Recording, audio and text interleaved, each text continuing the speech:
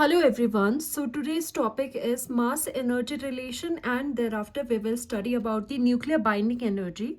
So firstly mass energy relation क्या है? The most famous जो equation है जो आइंस्टाइन ने दी थी वो है E is equal to mc square. Okay इसी को बेसिस मान के हम आगे न्यूक्लियर बाइंडिंग एनर्जी के बारे में पढ़ेंगे and also we will also study the nuclear binding energy per nucleon.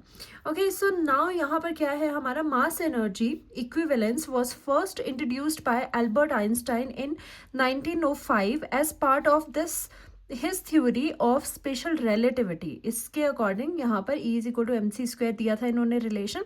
अब इस रिलेशन का मतलब क्या था? ये रिलेशन बहुत इंपॉर्टेंट था because E is equal to m c square. E is equal to m c square इसमें ये क्या बता रहे हैं कि एनर्जी और जो मास है वो आपस में क्या है, इंटर कन्वर्टेबल है. कि जो एनर्जी है एनर्जी को हम मास में भी कन्वर्ट कर सकते हैं या फिर मास को हम एनर्जी में भी कन्वर्ट कर सकते हैं. तो ये था इनका relation. Einstein showed that mass is another form of energy. कि मास जो है वो एक अनदर फॉर्म ऑफ एनर्जी है and one can convert mass into energy and vice versa. Right. So ये रिलेशन आपका है. सी इसमें क्या है, स्पीड ऑफ लाइट है. एम क्या है, मास ऑफ दैट पार्टिकल है. और ई क्या है, उसके इक्विवेलेंट जितनी एनर्जी फिर प्रोड्यूस होगी. सी क्या है, speed of light in vacuum जिसकी वैल्यू इतनी होती है, सभी को पता है. अब यहाँ पर एक इंटरेस्टिंग फैक्ट है. जैसे E is equal to m c square है, आप देख सकते हो यहाँ पर. तो अगर मास हमारा कोई ऑब्जेक्ट है, कोई सब्सटेंस है जिसका मास अगर बहुत कम भी है, अगर उस मास m को हमें कन्वर्ट करना है उसी के इक्विवेलेंट एनर्जी की फॉर्म में, तो वो उससे स्मॉलेस्ट पार्टिकल से भी बहुत अमाउंट ऑफ एनर्जी आपकी प्रोड्यूस हो सकती है. वो चेंज हो सकता है एनॉर्मस अमाउंट ऑफ एनर्जी में. ऐसा क्यों? बिकॉज इसका जो मल्टीप्लिकेशन है that is your c square. यानी कि छोटा सा भी मास है उसमें अगर आप इतनी बड़ी वैल्यू जो कि सी स्क्वायर है, जिसकी सी की अपने आप में ही वैल्यू इतनी है, सी स्क्वायर यानी कि इसका भी स्क्वायर कर दो तो कितना बड़ा अमाउंट इस मास के साथ मल्टीप्लाई हो रहा है, तो वो एनर्जी आपको देगा. तो इसी वजह से एनर्जी बहुत ज़्यादा प्रोड्यूस होती है because c square is an extremely large number. Even a tiny amount of mass can produce a huge amount of energy. तो ये था मास एनर्जी का रिलेशन कि मास एनर्जी में, एनर्जी मास में इंटर कन्वर्टेबल है.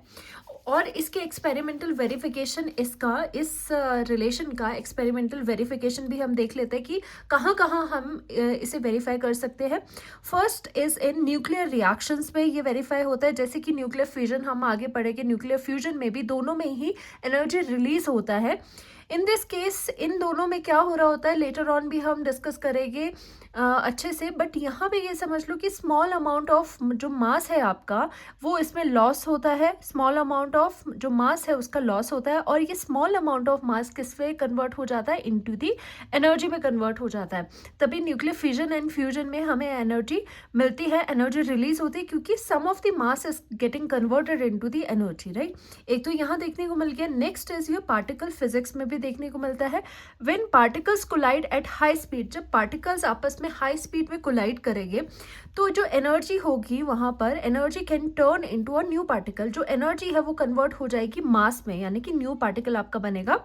ये पार्टिकल फिजिक्स में भी हम देखते हैं. तो यहाँ से ये दोनों वेरिफिकेशन हो चुकी है इस हमारे रिलेशन की.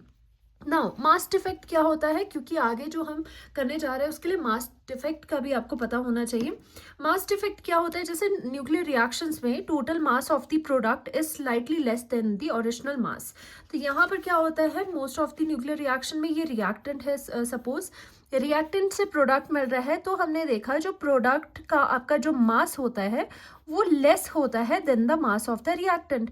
होना तो चाहिए mass of the reactant should be equal to mass of the product, but देखा क्या गया है कि मास ऑफ दी जो प्रोडक्ट होता है वो लेस देन, वो हमें कम मिल रहा है मास प्रोडक्ट का. किससे? रिएक्टेंट के मास से. तो जो आपका जो मास बीच में गायब हुआ वो कहाँ पर गया? तो ये जो मास का आपका डिफरेंस आ रहा है, this is known as mass defect. Okay. और जो मिसिंग मास है वो किस में कन्वर्ट हो जाता है? वो एनर्जी में कन्वर्ट हो जाता है, तभी हमें बाहर एनर्जी मिलती है. This is known as mass defect. जब भी प्रोडक्ट में आपको कम मास दिखे in comparison with the reactant, तो वो जो मास है, जो आपका गायब हुआ हुआ मास है, वो किस में कन्वर्ट हो रहा है? This is converted into your energy. तो ये मास डिफेक्ट है हमारा. चलिए अब यहाँ पर एक क्वेश्चन करते हैं, calculate the energy equivalent of 1 gram of substance. हमने ये कह दिया कि मास को कन्वर्ट किया जा सकता है एनर्जी में, तो यही पूछ रहे हैं कि 1 ग्राम ऑफ कोई सब्सटेंस है, उससे बताइए कि उसको अगर एनर्जी में हम कन्वर्ट करेंगे तो हमें 1 ग्राम ऑफ सब्सटेंस से कितनी एनर्जी मिलेगी।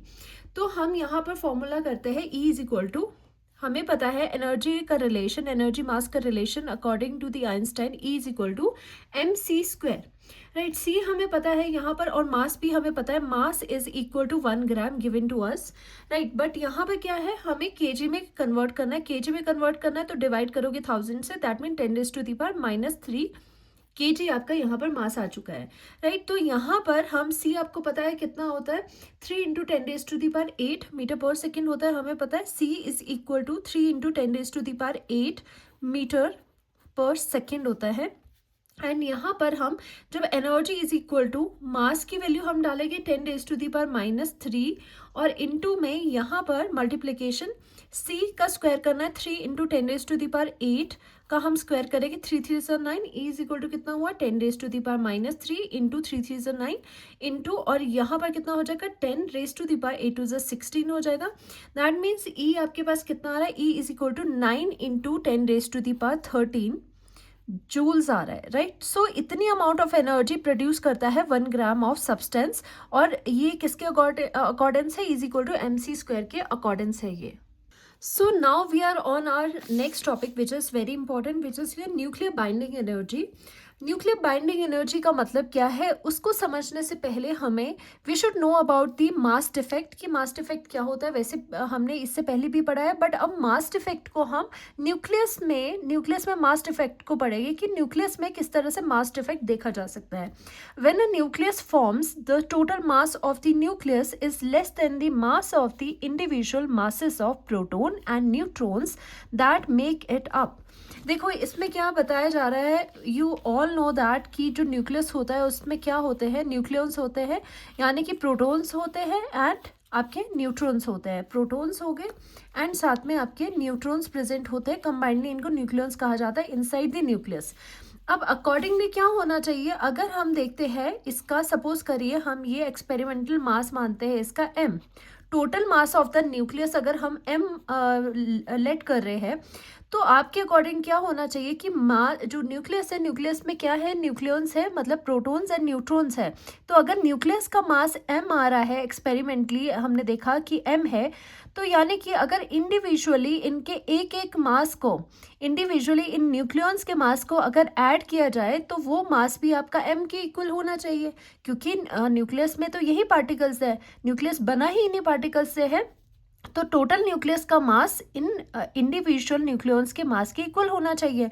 बट एक्चुअल में देखा गया कि जो एक्चुअल में आपका मास आया वो लेस आया देन द एक्सपेरिमेंटल मास। तो इसका मतलब क्या है कि हमारे पास फाइनली मास डिफेक्ट यहाँ पे देखा जा रहा है कि जो न्यूक्लियस फॉर्म हो रहा है उसका जो टोटल मास है वो लेस आ रहा है than the sum of the individual masses of the proton. तो इसी को हम मास डिफेक्ट कहेंगे कि कुछ मास जो है वो मिस हुआ है, तभी तो मास डिफेक्ट आ रहा है, तभी तो मास मैच नहीं कर रहे, राइट। होना तो चाहिए था, मास दोनों के सेम आने चाहिए थे, टोटल न्यूक्लियस का मास है प्लस जो इंडिविजुअली भी अगर हम एड अप करें तो भी सेम आना चाहिए था, बट ऐसा नहीं हो रहा। दैट मीन्स न्यूक्लियस के अंदर भी मास डिफेक्ट हो रहा है, तो this missing mass is known as mass defect, right. So यहाँ पर expression for the mass defect हम देखेंगे। सपोज करिए m is the experimented mass of the nucleus, experiment किया, हमें मास m मिल गया, राइट। और mass of the individual proton mp है, mn mass of the individual neutron है, a आपको पता है एटॉमिक मास, एटॉमिक नंबर है, और यहाँ पर सॉरी मास नंबर है। And actual mass of nucleus क्या होगा, एक्चुअल मास ऑफ न्यूक्लियस होना क्या चाहिए था ideally, because nucleus is made up of nucleons जिसमें प्रोटॉन्स एंड न्यूट्रॉन्स है। तो accordingly actual mass of nucleus क्या होना चाहिए था, actual mass z into z क्या है, नंबर ऑफ प्रोटॉन्स, जितने प्रोटॉन है इंटू करो एक प्रोटॉन के मास से, तो प्रोटॉन्स का सबका मास आ जाएगा, प्लस a माइनस जेड करो, a माइनस जेड क्या होता है, आपके नंबर ऑफ न्यूट्रॉन्स होता है। जब भी आपका इस तरह से आए कोई भी रिप्रेजेंटेशन आपको पता है, यहाँ पर मास नंबर z हो जाएगा और मास नंबर a हो जाएगा, ये रिप्रेजेंटेशन है। तो z क्या होता है, z होता है number of protons and a क्या, a माइनस जब आप z करते हो तो क्या मिलता है, a माइनस z करके क्या मिलता है, नंबर ऑफ न्यूट्रॉन्स आपको मिलते हैं। तो उसी तरह से सिंगल जो न्यूट्रॉन है mn है यहाँ पर लिखा हुआ, उसका मास, सिंगल न्यूट्रॉन का मास अगर मल्टीप्लाई करते हैं नंबर ऑफ न्यूट्रॉन्स से तो पूरे के पूरे न्यूट्रॉन्स का मास आ जाता है। तो इसी तरह से यहाँ पर भी पूरे के पूरे हमारे सभी प्रोटॉन्स का मास आ गया, तो प्लस करके इनका एक्चुअल मास ऑफ न्यूक्लियस आ गया, क्योंकि एक्चुअल मास ये होना चाहिए था। बट हमने देखा एक्सपेरिमेंटली कि जो मास आ रहा है एक्सपेरिमेंटली वो आ रहा है m, कैपिटल M आ रहा है। तो यहाँ पर मासेस सेम नहीं आ रहा है, so there is a mass defect, delta M है। तो वो कितना हो जाएगा, हम इसका माइनस कर देंगे, इनको हम मास डिफेक्ट के लिए इनका सब्ट्रैक्शन कर देंगे। तो actual mass minus your experimented mass, क्योंकि बिगर माइनस लोअर टर्म होनी चाहिए, तो बिगर आपका एक्चुअल मास इतना है माइनस एक्सपेरिमेंटेड मास है इतना, this mass is converted into the binding energy. तो हमने क्या देखा कि जो हमारा इसमें न्यूक्लियस के अंदर, न्यूक्लियस बनते वक्त जो मास डिफेक्ट आ रहा है वो कहाँ गया, वो मास डिफेक्ट, क्योंकि आपको पता है mass can be converted into energy. So देखा गया कि ये जो मास डिफेक्ट आ रहा है, इसमें जो मास का डिफेक्ट हुआ है वो मास कन्वर्ट हो रहा है इनटू दी बाइंडिंग एनर्जी में। बाइंडिंग एनर्जी अब क्या है ये समझ लो, बाइंडिंग एनर्जी का हमें यूज़ क्यों हुआ। देखो जैसे न्यूक्लियस बन रहा है, उसमें प्रोटॉन्स एंड न्यूट्रॉन्स है, उसको बाइंड करने के लिए एक एनर्जी चाहिए, this is known as the binding energy. Okay, binding energy वो एनर्जी है जिस एनर्जी ने इन न्यूक्लियॉन्स को आपस में स्ट्रांगली बाइंड करके रखा हुआ है, this is known as binding energy. और ये कहाँ से आई, ये मास डिफेक्ट डेल्टा M से आई, जब डेल्टा M यानी कि जो मास डिफेक्ट है वो कन्वर्ट हो गया एनर्जी में, this energy is known as binding energy, जो हेल्प करी इन न्यूक्लियॉन्स को बाइंड करने में। So binding energy can be denoted by EB, the energy with which nucleons are bound in the nucleus is called binding energy. जिस energy से nucleons आपस में बाउंड है वो आपकी बाइंडिंग एनर्जी है। एक डेफिनेशन इस तरह से इसकी हो सकती है, या फिर और इसकी डेफिनेशन क्या हो सकती है, देखो वो एनर्जी, जो एनर्जी इन न्यूक्लियॉन्स को बाइंड करके रख रही है वो बाइंडिंग एनर्जी है, यानी EB है। या फिर हम ऐसे भी तो कह सकते हैं कि ये EB वो बाइंडिंग एनर्जी है, उतनी एनर्जी जितनी इसको रिक्वायरमेंट होगी, the energy required to break these nucleons individually. यानी वैसे ऐसे पॉसिबल नहीं है, हाइपोथेटिकली अगर मान लीजिए आपने इन सभी पार्टिकल्स को, न्यूक्लियॉन्स को इंडिविजुअली हटाना है, निकालना है, साइड करने हैं सभी, तो क्या करना होगा, कितनी अमाउंट ऑफ एनर्जी देनी होगी, उतनी देनी होगी जितनी बाइंडिंग एनर्जी है, क्योंकि बाइंडिंग एनर्जी ही वो एनर्जी है जिस एनर्जी ने इनको पकड़ के रखा है। तो उतनी एनर्जी आपको देनी पड़ेगी सो दैट इनको आप क्या करो, इंडिविजुअली बाहर निकालो।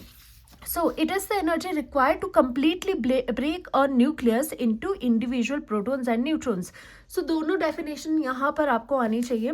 So यहाँ पर हमने देखा कि अकॉर्डिंग टू द रिलेशनशिप जो E is equal to mc² है, तो यहाँ पर बाइंडिंग एनर्जी क्या हुई, बाइंडिंग एनर्जी किस वजह से आ रही है, आपको पता है बाइंडिंग एनर्जी आ रही थी जब आपका मास डिफेक्ट हो रहा था, delta M। So that means जो मास वाला रिलेशन है, कौन सा मास कन्वर्ट हो रहा है एनर्जी में, डेल्टा M।